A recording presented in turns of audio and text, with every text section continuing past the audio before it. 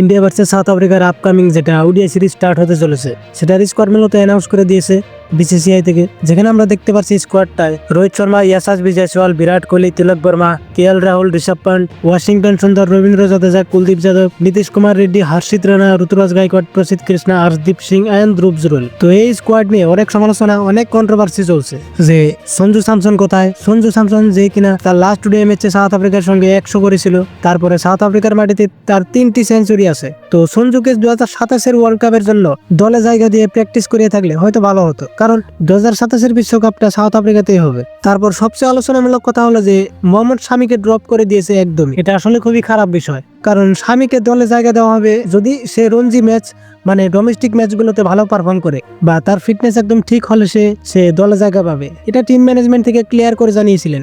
তো শামি তার recent Ranji trophy ম্যাচে নেক্সট লেভেল পারফর্ম দিয়েছে, প্রমাণ করে সে দেখিয়েছে যে শামি এখন একদম টোটালি ফিট আর দলে অবভিয়াসলি জায়গা পাওয়ার যোগ্য।